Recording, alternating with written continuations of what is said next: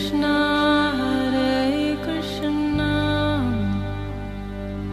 Krishna Krishna Hare Hare Hare Rama Rama Rama Hare Hare। नमस्कार, radio मानव रचना 107.8 पर मैं हूँ सरता आपके साथ और शुरू हो चुका है कार्यक्रम आत्मदर्शन। श्रोताओं, जैसा कि आप सब जानते हैं, इस कार्यक्रम में हम बहुत सारे आध्यात्मिक विषयों के बारे में बात करते हैं और बहुत सारे प्रसंग आपको सुनाते हैं जो आपके ज्ञान में वृद्धि कर सकते हैं। और इस कार्यक्रम में हमेशा ही हमारे साथ होती हैं हमारी कम्युनिटी मेंबर रागलेखा दासी जी, चरणाची दिव्याचार्य श्रीमद भक्ति वेदांत नारायण गोस्वामी जी की शिष्या। रागलेखा दासी जी, आपका स्वागत है हमारे स्टूडियो में। हरे कृष्ण जी, रागलेखा दासी जी, हम बात कर रहे हैं पद्म पुराण के बारे में। बहुत सारी कथाएं प्रसंग आप हमें सुना चुकी हैं पद्म पुराण से, तो आज के इस कार्यक्रम में आप हमारे श्रोताओं को कौन सी कथा सुनाने वाली हैं? जी, आज हम पार्वती जी का जन्म, मदन दहन, पार्वती जी की तपस्या और उनका भगवान शिव के साथ विवाह, इसके बारे में चर्चा करेंगे। जी, तो जगत को शांति प्रदान करने वाली गिरिराज हिमालय की पत्नी मेना ने एक परम सुंदर ब्रह्म मुहूर्त में कन्या को जन्म दिया। उसके जन्म लेते ही समस्त लोकों में निवास करने वाले स्थावर जंगम सभी प्राणी सुखी हो गए। आकाश में भगवान विष्णु, ब्रह्मा, इंद्र, वायु, अग्नि आदि हजारों देवता विमानों में बैठकर हिमालय पर्वत के ऊपर फूलों की वर्षा करने लगे। गंधर्व गाने लगे। गिरिराज कुमारी उमा को रूप, सौभाग्य, ज्ञान आदि गुणों ने विभूषित किया। इस प्रकार वह तीनों लोकों में सबसे अधिक सुंदरी और सब समस्त शुभ लक्षणों से संपन्न हो गई। इसी बीच में कार्य साधन परायण देवराज इंद्र ने देवताओं द्वारा सम्मानित देव ऋषि नारद का स्मरण किया। देवताओं को ये वरदान मिला था कि तारकासुर का वध जो है 7 दिन का बालक करेगा, तो इसलिए वो लोग चाहते हैं कि शिव जी का विवाह पार्वती जी के साथ हो और उनका एक बालक उत्पन्न हो और जो कि तारकासुर का वध करे 7 दिन का होके। जी, तो इसलिए देव ऋषि नारद जी आए। जिस प्रकार पार्वती जी का पिनाकधारी भगवान शंकर के साथ संयोग हो, उसके लिए ही हमारे पक्ष के सभी लोगों को शीघ्र उद्योग करना चाहिए। नारद जी आके इंद्र जी को कह रहे हैं। इंद्र से उनका सारा कार्य समझ लेने के पश्चात नारद जी ने उनसे विदा ली और शीघ्र ही गिरिराज हिमालय के भवन की ओर प्रस्थान किया। मुनि ने भी गिरिराज जी की कुशल पूछते हुए पर्वतराज, तुम्हारा कलेवर अद्भुत है। तुम्हारा स्थान धर्म अनुष्ठान के लिए बहुत ही उपयोगी है। गिरिराज हिमालय की रानी मेना नारद मुनि का दर्शन करने की इच्छा से उस भवन में आई। उनके पीछे पीछे उनकी कन्या भी आ रही थी। देव ऋषि ने स्नेहमयी वाणी में कहा, बेटी यहाँ आओ। उनके इस प्रकार बुलाने पर उमा पिता के गले में बाहें डालकर उनकी गोद में बैठ गई। तब उसकी माता ने कहा, बेटी देव ऋषि को प्रणाम करो। उमा ने ऐसा ही किया। मुने, इस कन्या के सौभाग्य सूचक चिन्हों को देखने की कृपा करें। इस कन्या के पति का जन्म नहीं हुआ है, यह लक्षणों से रहित है। इसका एक हाथ सदा सीधा रहेगा। इसके चरण व्यभिचारी लक्षणों से युक्त हैं, किंतु उनकी कांति बड़ी सुंदर होगी। यही इसका भविष्य फल है। नारद जी बोले। नारद जी की यह बात सुनकर हिमवान भय से घबरा उठे। उनका धैर्य जाता रहा। वे आंसू बहाते हुए गदगद कंठ से बोले, अत्यंत दोषों से भरे हुए संसार की गति दुर्विज्ञ है। इसको ज्ञान होना इसका कठिन है। आपने मेरी कन्या के शरीर में केवल दोषों का ही संग्रह बताया है।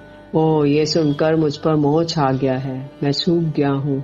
मुझे बहुत भारी ग्लानि और विषाद हो रहा है। नारद जी बोले, हिमाचल, मैंने जो कहा था कि इस देवी के पति का जन्म नहीं हुआ है, सो ठीक है। इसके पति महादेव जी हैं। उनका वास्तव में जन्म नहीं हुआ है, वे अजन्मा हैं। भूत, भविष्य और वर्तमान जगत की उत्पत्ति का कारण वे ही हैं। महादेव जी अचल और स्थिर हैं। वे जात नहीं जनक हैं, पुत्र नहीं पिता हैं। उन पर बुढ़ापे का आक्रमण नहीं होता। वे जगत के स्वामी और आदि व्याधि से रहित हैं।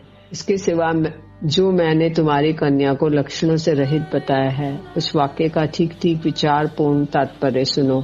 शरीर की अवयवों में जो चिन्ह या रेखाएं होती हैं, वे सीमित आयु, धन और सौभाग्य को व्यक्त करने वाली होती हैं, परंतु जो अनंत और अप्रमेय है उसके अमित सौभाग्य का सूचित करने वाला कोई चिन्ह या लक्षण शरीर में नहीं होता। महामते, इसीलिए मैंने बतलाया है कि इसके शरीर में कोई लक्षण नहीं है। इसके अतिरिक्त जो ये कहा गया है कि इसके एक हाथ सदा उत्तान रहेगा, सीधा रहेगा, उसका आशय ये है वर देने वाला हाथ हमेशा उत्तान होता है। देवी का ये हाथ वरद मुद्रा से युक्त होगा। ये देवता असुर मुनियों के समुदाय को वर देने वाली होंगी। और जो मैंने इसके चरणों को उत्तम कांति और व्यभिचार लक्षणों से युक्त बताया है, इस कन्या के चरण कमल के समान अरुण रंग के हैं। उस पर नखों की उज्जवल कांति पड़ने से श्वेत कांति आ गई है। देवता और असुर जब इसे प्रणाम करेंगे तब उनके किरीट में जड़ी हुई मणियों की कांति इसके चरणों में प्रतिबिंबित होगी। महीधर, ये जगत का भरण पोषण करने वाली वृषभ ध्वज महादेव की पत्नी है और तुम्हारे कुल को पवित्र करने के लिए ही इसने तुम्हारी पत्नी के गर्भ से जन्म लिया है। अतः जिस प्रकार ये शरीर शीघ्र ही पिनाकधारी भगवान शंकर का सहयोग प्राप्त करे, उसी उपाय का तुम्हें विधि पूर्वक अनुष्ठान करना चाहिए। ऐसा करने से देवताओं का एक महान कार्य सिद्ध होगा। नारद जी के मुंह से ये सारी बातें सुनकर मेना के स्वामी गिरिराज हिमालय ने अपना नया जन्म हुआ माना। मेरी कन्या के विवाह के संबंध में आप समय समय पर योग्य आदेश देते रहें, जिससे ये कार्य निर्विघ्नता पूर्वक संपन्न हो सके। नारद जी देवलोक में जाकर इंद्र से मिले और बोले, देवराज, आपने मुझे जो कार्य सौंपा था उसे तो मैंने कर ही दिया, किंतु अब कामदेव के बाणों से सिद्ध होने योग्य कार्य उपस्थित हुआ है। देवराज इंद्र ने कामदेव का स्मरण किया, क्योंकि शंकर जी तो तपस्या में बैठे हुए हैं, तो वो विवाह कैसे करेंगे, उनको तो तपस्या का ही वो लगा हुआ है। तो इसलिए कामदेव का स्मरण कर रहे हैं देवराज इंद्र। उसे सामने प्रकट हुए देख इंद्र ने कहा, रति वल्लभ, तुम्हें बहुत उपदेश देने की क्या आवश्यकता है। स्वर्गवासियों का प्रिय कार्य करो। गिरिराज कुमारी उमा के साथ भगवान शंकर का शीघ्र ही संयोग कराओ। इस मधुमास चैत्र को भी साथ लेते जाओ और अपनी पत्नी रति की भी सहायता लो। कामदेव बोला, देव, ये सामग्री मुनियों और दानवों के लिए बड़ी भयंकर है, किंतु इससे भगवान शंकर को वश में करना कठिन है। इंद्र ने कहा, रतिकांत, तुम्हारी शक्ति को मैं जानता हूँ, तुम्हारे द्वारा इस कार्य के सिद्धि होने में तनिक भी संदेह नहीं है। इंद्र के ऐसा कहने पर कामदेव अपने सखा मधुमहीने को लेकर गया और रति के साथ तुरंत ही हिमालय के शिखर पर गया। कामदेव भगवान भूतनाथ के आश्रम पर गया। शंकर जी ध्यान लगाए बैठे हैं। उनके अर्ध खुले नेत्र अर्ध विकसित कमल दल के समान शोभा पा रहे हैं। उनकी दृष्टि सीधी और नासिका के अग्र भाग पर लगी हुई है। शरीर पर व्याघ्र चर्म लटक रहा है, शेर का चमड़ा। कानों में धारण किए हुए सर्पों के फनों से निकली हुई फुफकार से की आंच से उनका मुख पिंगल वर्ण का हो रहा है, लाल लाल हो रहा है। हवा से हिलती हुई लंबी लंबी जटाएं उनके कपोल प्रांत का चुंबन कर रही हैं। वासुकी नाग का यज्ञोपवीत धारण करने से उनकी नाभि का मूल भाग में वासुकी का मुख और पूंछ सटे हुए दिखाई देते हैं। वे अंजलि बांधे ब्रह्म के चिंतन में स्थिर हो रहे हैं और सर्पों के आभूषण धारण किए हुए हैं। वृक्ष की शाखा से भ्रमर की भांति झंकार करते हुए कामदेव ने भगवान शंकर के कान में होकर हृदय में प्रवेश किया।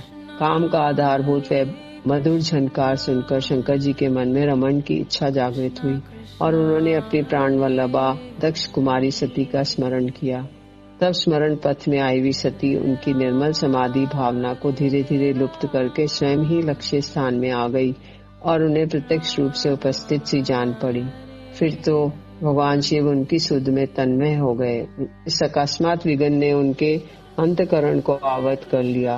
देवताओं के अधीश्वर शिव क्षण भर के लिए काम जनित विकार को प्राप्त हो गए, किंतु यह अवस्था अधिक देर तक न रही। कामदेव का कुचक्र समझकर उनके हृदय में कुछ क्रोध का संचार हो आया। उन्होंने धैर्य का आश्रय लेकर कामदेव के प्रभाव को दूर किया। स्वयं योग माया से आवृत होकर दृढ़पूर्वक समाधि में स्थित हो गए। उस योग माया से आविष्ट होने पर कामदेव जलने लगा। अतः वह वासनामय व्यसन के रूप धारण करके उनके हृदय से बाहर निकल आया। बाहर आकर वह एक स्थान पर खड़ा हुआ। उस समय उसकी सहायिका रति और सखा वसंत, इन दोनों ने भी उसका अनुसरण किया। फिर मदन ने आमे की मोर का मनोहर गुच्छ लेकर उसमें मोहन अस्त्र का आगान किया और उसे अपने पुष्पमय धनुष में रखकर तुरंत ही महादेव जी की छाती पर मारा। इंद्रियों के समुदाय रूप हृदय के बीच जाने पर भगवान शिव ने कामदेव की ओर दृष्टिपात किया। फिर तो उनका मुख क्रोध के आवेग से निकलते हुए घोर हुंकार के साथ अत्यंत भयानक हो उठा। उनके तीसरे नेत्र में आग की ज्वाला प्रज्वलित हो उठी। रौद्र शरीरधारी भगवान रुद्र का वह नेत्र ऐसा भयंकर दिखाई देने लगा मानो संसार का संहार करने के लिए ही खुला हो। मदन पास ही खड़ा था। महादेव जी ने उस नेत्र को फैलाकर मदन को ही उसका लक्ष्य बनाया। देवता लोग त्राही त्राही कहकर चिल्लाते ही रह गए और मदन उस नेत्र से निकलती हुई चिंगारियों में पड़कर भस्म हो गया। कामदेव को दग्ध देखकर वह आग समस्त जगत को जलाने के लिए बढ़ने लगी। भगवान शिव ने उस कामाग्नि को आम के वृक्ष, वसंत, चंद्रमा, पुष्प समूह, भ्रमर, कोयल के मुख में बांट दिया। महादेव जी बाहर और भीतर भी कामदेव के बाणों से बिद्ध थे। वह कामाग्नि संपूर्ण लोकों को क्षोभ में डालने वाली है। उसके प्रसार को रोकना कठिन होता है। कामदेव को भगवान शिव की हुंकार से ज्वाला से भस्म हुआ देख रति उसके सखा वसंत के साथ जोर जोर से रोने लगी। फिर वे त्रिनेत्रधारी भगवान चंद्रशेखर की शरण में गई और धरती पर घुटने टेक कर स्तुति करने लगी। कामदेव की पत्नी रति के स्तुति करने पर मस्तक पर चंद्रमा का मुकुट धारण करने वाले भगवान शंकर उसकी ओर देखकर मधुर वाणी में बोले, सुंदरी, समय आने पर यह कामदेव शीघ्र ही उत्पन्न होगा, क्योंकि उन्होंने अपने क्रोध अग्नि नेत्रों से उस कामदेव के शरीर को भस्म कर दिया। जी। तो अब रति जी कह रही हैं कि इनका शरीर होना चाहिए, तो बोलते हैं समय आने पर ये उनका शरीर उत्पन्न हो जाएगा और ये अनंग के नाम से प्रसिद्धि होगी। इनकी कोई अंग नहीं है। भगवान शिव के ऐसा कहने पर काम वल्लभा रति उनके चरणों में मस्तक झुकाकर हिमालय के दूसरे उपवन में चली गई। नारद जी के कथनानुसार हिमवान अपनी कन्या को वस्त्र आभूषणों से विभूषित करके उसकी 2 सखियों के साथ भगवान शंकर के समीप ले आ रहे थे। मार्ग में रति के मुख से मदन दहन का समाचार सुन के उनके मन में कुछ भय हुआ। उन्होंने कन्या को लेकर अपनी पुरी में लौट जाने का विचार किया। यह देखकर संकोचशीला पार्वती ने अपनी सखियों के मुख से पिता को कहलवाया, तपस्या से अभिष्ट वस्तु की प्राप्ति होती है। तप करने वालों के लिए कुछ भी दुर्लभ नहीं है। अपनी अभिष्ट वस्तु को प्राप्त करने की इच्छा से मैं तपस्या ही करूंगी। ये सुनकर हिमवान ने कहा, बेटी ओ माँ, ऐसा ना करो। तुम अभी चपल बालिका हो, तुम्हारा शरीर तपस्या का कष्ट सहन करने में समर्थ नहीं है। पिता के ऐसा कहने पर भी जब पार्वती घर जाने को तैयार नहीं हुई, तब हिमवान ने मनी मन अपनी पुत्री के दृढ़ निश्चय की प्रशंसा की। इसी समय आकाश में दिव्य वाणी प्रकट हुई जो तीनों लोकों में सुनाई पड़ी। वह इस प्रकार थी, गिरिराज, तुम ऊ माँ कहकर अपनी पुत्री के तपस्या से मत रोको, इसलिए संसार में इसका नाम उमा होगा और ये मूर्तिमती सिद्धि है। अपनी अभिलषित वस्तु को अवश्य प्राप्त करेगी। ये आकाशवाणी सुनकर हिमवान ने पुत्री को तप के लिए आज्ञा दे दी और स्वयं अपने भवन को चले गए। पार्वती अपनी दोनों सखियों के साथ हिमालय के उस प्रदेश में गई जहाँ देवताओं का भी पहुँचना कठिन था। वहाँ का शिखर परम पवित्र और नाना प्रकार की धातुओं से विभूषित था।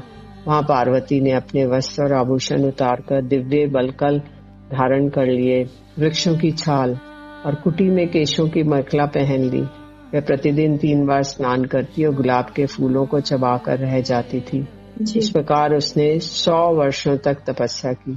तत्पश्चात 100 वर्षों तक हिमवान कुमारी प्रतिदिन 1 पत्ता खाकर रही। तदनंतर पुनः 100 वर्षों तक उसने आहार का सर्वदा परित्याग कर दिया। पहले 100 वर्ष गुलाब का फूल खा के, फिर 100 वर्ष उन्होंने 1 पत्ता खाया, फिर उसके बाद 100 वर्ष आहार ही त्याग दिया। जी। उसके तप की आंच से समस्त प्राणी उद्विग्न हो उठे। तब इंद्र ने सप्त ऋषियों का स्मरण किया। इंद्र ने कहा, महात्माओं, आप लोगों के आह्वान का प्रयोजन सुनिए। हिमालय पर पार्वती देवी घोर तपस्या कर रही हैं। आप लोग संसार के हित के लिए शीघ्रता पूर्वक वहां जाकर उन्हें अभिमत वस्तु की प्राप्ति का विश्वास दिलाकर तपस्या बंद करा दीजिए। बहुत अच्छा कहकर सप्त ऋषिगण उस सिद्ध सेवित शैल पर आए। पार्वती देवी से मधुर वाणी में बोले, बेटी तुम किस उद्देश्य से तप कर रही हो? मैं भगवान शंकर को पति रूप में प्राप्त करने का उद्योग कर रही हूँ। वे स्वभाव से ही दुराराध्य है। पार्वती के यूं कहने पर मुनियों ने उसके मन की दृढ़ता जानने के लिए कहा, बेटी संसार में दो तरह के सुख देखा जाता है। एक तो वह है जिसका शरीर से संबंध होता है, दूसरा वह जो मन की शांति और आनंद प्रदान करने वाला होता है। तो यदि तुम अपने शरीर के लिए नित्य सुख की इच्छा करती हो तो तुम्हें घृणित वेश में रहने वाले भूत प्रेतों के संगी महादेव से वे सुख कैसे मिल सकता है? वे फुफकारते हुए भयंकर भुजंगों के आभूषण रूप में धारण करते हैं, शमशान भूमि में रहते हैं, रौद्र रूपधारी प्रमथ गण सदा उनके साथ लगे रहते हैं। तो लक्ष्मीपति भगवान विष्णु कहीं अच्छे हैं, इस जगत के पालक हैं, उनके स्वरूप का कहीं और छोर नहीं है। तुम उन्हें पाने की इच्छा क्यों नहीं करती? जिस वर को तुम चाहती हो उसे पाने में बहुत क्लेश है। यदि कदाचित प्राप्त भी हो गए तो वह निष्फल वृक्ष के समान है, उससे तुम्हें सुख नहीं मिल सकता। उन श्रेष्ठ मुनियों के ऐसा कहने पर पार्वती देवी कुपित हो उठी। उनके होठ फड़कने लगे और वे क्रोध से लाल आंखें करके बोली, मेरे विषय में अधिक विचार करने की आवश्यकता नहीं है। शंकर को नहीं जानते, वे अजन्मा ईश्वर अव्यक्त हैं। उनकी महिमा मापतोल नहीं है। उनके अलौकिक कर्मों का उत्तम रहस्य समझना तो दूर रहा, उनके स्वरूप का बोध भी आवृत है। पार्वती देवी की बात सुनकर सब ऋषिगण वहां से उस स्थान पर गए जहां भगवान शिव विराजमान थे। उन्होंने भक्ति पूर्वक नमस्कार करके भगवान से कहा, स्वर्ग के अधीश्वर महादेव, आप दयालु देवता हैं। गिरिराज हिमालय की पुत्री आपके लिए तपस्या कर रही है। हम लोग उसका मनोरथ जान के आपके पास आए हैं। ऋषियों के रमणीय और हितकर वचन सुनकर बागीश्वरों में श्रेष्ठ भगवान शंकर मुस्कुराते हुए बोले, मुनिवरों, मैं जानता हूँ लोक रक्षा की दृष्टि से वास्तव में ये कार्य बहुत उत्तम है, किंतु इस विषय में मुझे हिमवान पर्वत से ही आशंका है। शायद वह मेरे साथ अपनी कन्या का विवाह की बात स्वीकार न करें।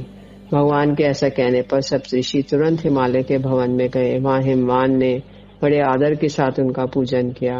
गिरिराज, तुम्हारी पुत्री के लिए साक्षात पिनाकधारी भगवान शंकर तुमसे याचना करते हैं, अतः तुम अपनी पुत्री भगवान शंकर को समर्पित करके अपने को पावन बनाओ। तब वे हिमवान को साथ लेकर पार्वती के आश्रम पर गए। उमा तपस्या के कारण तेजोमयी दिखाई।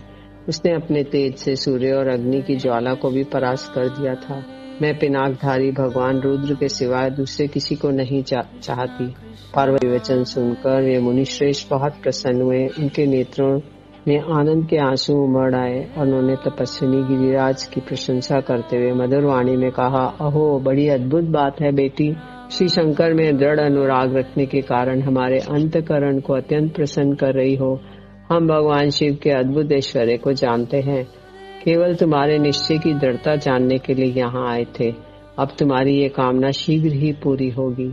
अपने इस मनोहर रूप को तपस्या की आग में ना जलाओ। कल प्रातःकाल भगवान शंकर स्वयं आकर तुम्हारा पानी ग्रहण करेंगे। तुम अपने पिता के साथ घर जाओ, हम भी अपने आश्रम को जाते हैं। तदनंतर ब्रह्म मुहूर्त में उठकर सखियों ने पार्वती का मांगलिक कार्य करना आरंभ किया। क्रमशः नाना प्रकार के मंगल विधान यथार्थ रूप में संपन्न किए गए। श्री शंकर जी ने श्रृंगार की हुई सारी सामग्री से सजाए गंधमादन पर्वत पर उपस्थित हुए। ब्रह्मा जी ने शंकर जी के जटाजूट में चंद्रमा की कला सजाई। भगवान विष्णु ने रत्न के बड़े कर्ण आभूषण, उज्जवल कंठहार और भुजंगमय आभूषण लेकर शंकर जी के सामने उपस्थित किए। अन्य देवताओं ने मन के समान वेग वाले नंदी को भी विभूषित किया। भांति भांति के श्रृंगार सामग्रियों से शंकर जी को सुसज्जित करके उन्हें सुंदर आभूषण पहनाकर भी देवताओं की विविधता भी दूर नहीं हुई। वे शीघ्र ही वैवाहिक कार्य संपन्न कराना चाहते थे। पृथ्वी देवी भी सर्वथा व्यग्र थी। साक्षात वरुण रत्न आभूषण और भांति भांति के रत्नों के विभिन्न विचित्र पुष्प लेकर उपस्थित हुए। अग्निदेव भी परम पवित्र सोने के दिव्य आभूषण लेके विनीत भाव से सामने आए। वायु सुगंध बिखेरती हुई मंद मंद गति से प्रवाहित होने लगी। इसका स्पर्श भगवान शंकर को सुखद प्रतीत हो। वज्र से सुसज्जित देवराज इंद्र ने बड़ी प्रसन्नता के साथ अपने हाथों में भगवान शिव का छत्र ग्रहण किया। गंधर्व व किन्नर अत्यंत मधुर बाजों की ध्वनि करते हुए गान करने लगे। भगवान शंकर हिमवान के नगर में पहुंचे। शिव ने अपनी पत्नी उमा के साथ शास्त्रोक्त रीति से वैवाहिक कार्य संपन्न किया। गिरिराज ने उन्हें अर्घ्य दिया और देवताओं ने विनोद के द्वारा उन्हें प्रसन्न किया। शिव ने पत्नी के साथ वह रात्रि वहीं व्यतीत की। सवेरे देवताओं के स्तवन करने पर वे उठे। गिरिराज से विदा लेकर वायु के समान वेगशाली नंदी पर सवार होकर पत्नी सहित मंदराचल को चले गए। उमा के साथ भगवान नील लोहित के चले जाने पर हिमवान का मन कुछ उदास हो गया। जी, तो बहुत ही सुंदर प्रसंग श्रोताओं आज हमने इस कार्यक्रम में जाने कि पार्वती का जन्म, मदन दहन, पार्वती जी ने कैसे भगवान भोलेनाथ को पाने के लिए तपस्या की। इतने वर्षों तक 300 वर्षों तक उन्होंने तपस्या की और अनंततः उनका विवाह भगवान शंकर के साथ जो है वो संपन्न हो गया। ये आज की इन कथाओं में हमने जाना। तो श्रोताओं इस तरह से पद्म पुराण में बहुत सारी कथाएं हैं जो हम आपको आगे सुनाते रहेंगे, लेकिन फिलहाल आज के लिए बस इतना ही। रागले दासी जी आपका बहुत बहुत धन्यवाद हमारे स्टूडियो में आने के लिए। हरे कृष्ण। जी श्रोताओं आज के लिए हमें दीजिए इजाजत और आप सुनते रहिए रेडियो मानव रचना 107.8 पर आने वाले अन्य कार्यक्रम।